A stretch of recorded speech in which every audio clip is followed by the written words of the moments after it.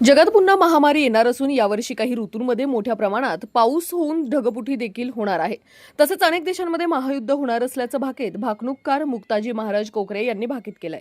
नेवासा तालुक्यातील फत्तेपूर कोकरे वस्ती येथील श्री भिवाई धुळेश्वर देवस्थानाचा चैत्र पौर्णिमा निमित्ताने देवस्थान व समस्त कोकरे परिवाराच्या वतीने आणि श्री श्री 1001 महामंडलेश्वर स्वामी तुळसानंद सरस्वती कोकरे यांना यांच्या मार्गदर्शनाखाली भरवण्यात येणाऱ्या यात्रेनिमित्ताने देवाच्या वैकामध्ये मुख्य भाकणूककार मुक्ताजी कोकरे महाराज यांच्या मुखातून होणारी भविष्यवाणी ऐकण्यासाठी हजारो भाविकांनी गर्दी केली होती।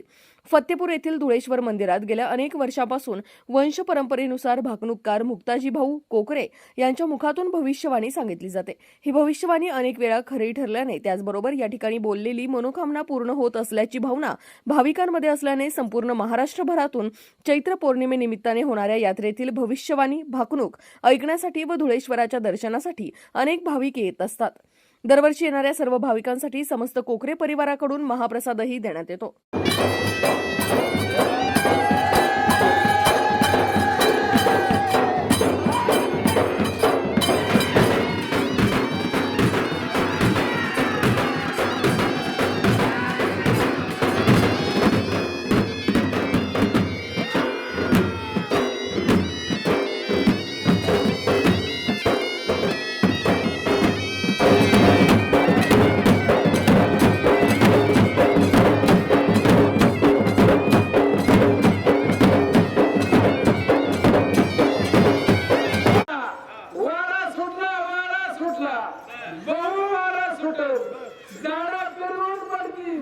गाड्या खाली जातील कल्याणी कुर्ती का असं होईल। वारा सुटा भरपूर गाड्या खाली जात्या।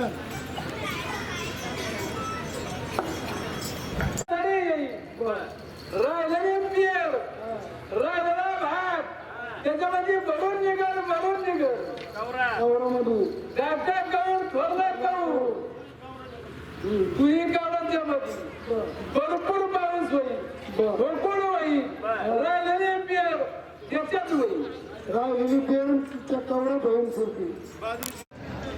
अहमदनगर जिल्हा आणि या अहमदनगर जिल्ह्यातील नेवासा तालुका आणि या नेवासा तालुक्यातील असलेलं फत्तेपूर, या फत्तेपूर गावामध्ये कोकरे वस्ती या ठिकाणी दुलदेव बाबाचं मोठं मंदिर या ठिकाणी उभारलेलं आहे। आणि या दुलदेव बाबाचा यात्रा उत्सव आज या ठिकाणी खूप आनंदाच्या उत्साहपूर्ण वातावरणामध्ये हजारो दुलदेव बाबाच्या भाविकांच्या उपस्थितीत या ठिकाणी आज संपन्न झालेलं आहे। माझ्यासोबत या ठिकाणी असलेले जे कोकरे आहेत, कंपनी आहे, हे 7 भाऊ आणि अजून 3 जण असे 11-13 जे कोकरे परिवार आहे, या 17 परिवारांच्या वतीनं या ठिकाणी हा यात्रा उत्सव भरवला जातो। माझ्यासोबत कोकरे परिवाराचे काही सदस्य आहेत। कशा पद्धतीनं देवस्थानची या ठिकाणी स्थापना झालेली आहे आणि या ठिकाणी काय महत्त्व आहे? साधारणतः देवस्थानच्याबद्दल सांगायचं झालं तर 1990च्या दशकातील हे देवस्थान आहे। पुरातन शैलीतलं देवस्थान आहे।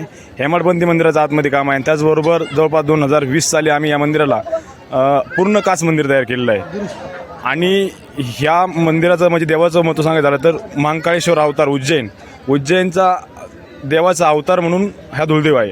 आणि त्याचबरोबर देवाची बहीण आहे पार्वतीचा अवतार असलेली भिवाई माता, या 7 जणींचं या ठिकाणी भिवाई मातेचं मंदिर आहे। त्याचबरोबर तळकोकणचाईचं मंदिर आहे।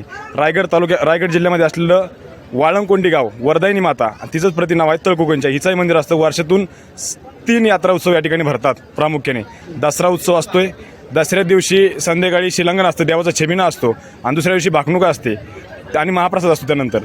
त्यानंतर आखाड मांजी दीप अमावस्या, आषाढ महिन्यातली शेवटची अमावस्या असते, त्या अमावस्याला तळकोकणचाईचा या ठिकाणी यात्रा उत्सव असतोय।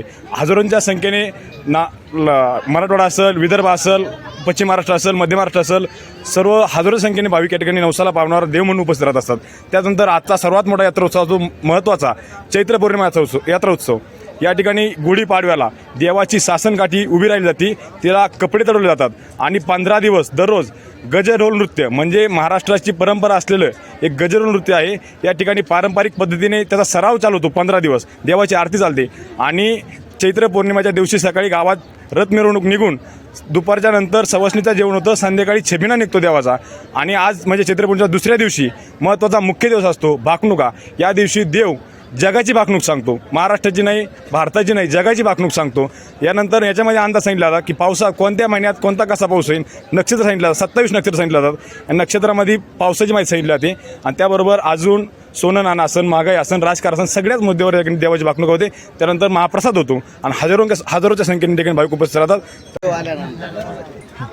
आजोबा पंजोबापासून हे भक्ती आलेली आहे. ही सत्य भक्ती करता करता हे आमच्या पदरात पडलं. आमच्या पदरात आल्याच्या पुढं आम्ही 12 ते 13 भाऊ सगळ्यांनी एकत्र येऊन याची उभारणी करून ही खर्चाने आणि स्वतःच्या कष्टाने तयार केलं. आणि इथून पुढं आम्ही बसल्यानंतर आता हे भाकणुका झाली आजच्या भाकणुकाचा असा नेम आहे, ज्यावेळी देव अंगात येतो त्यांनी जे शब्द सोडलेत ते आतापर्यंत काही पिढ्यापासून आलं ते शब्द खरे होत आलेले आहे. आजच्यापर्यंत ते पूर्ण झाले आणि इथून पुढे बी असेच चालतील अशी आमची विनंती आहे भगवंताला. याच्या पुढे जाऊन हे असंच टिकावा, सर्वांनी असंच बघावा आणि ह्या देवाची अशीच साऱ्या जगामध्ये हीच कृपा व्हावा. ह्या जगातल्या लोकांनी इथला फुपाटा जरी लावला, भंडार कपडा लावला तरी गुण येतो आणि ते नवसं करायला इथे येतात. अशा पद्धतीनं हा नवसाला पावणारा देव म्हणून या ठिकाणी एक आख्यायिका आहे. त्याचबरोबर या ठिकाणी जी भविष्यवाणी देवाच्या मुखातून बोललं जातं हे देखील बहुतांश खरं ठरल्याचं अनेक भाविकांकडून सांगितलं जातं. आणि म्हणूनच या देवस्थानची महती नगर जिल्हा नव्हे तर महाराष्ट्रात आहे. राष्ट्रसाहेबसाठी सोपान भगत नेवा.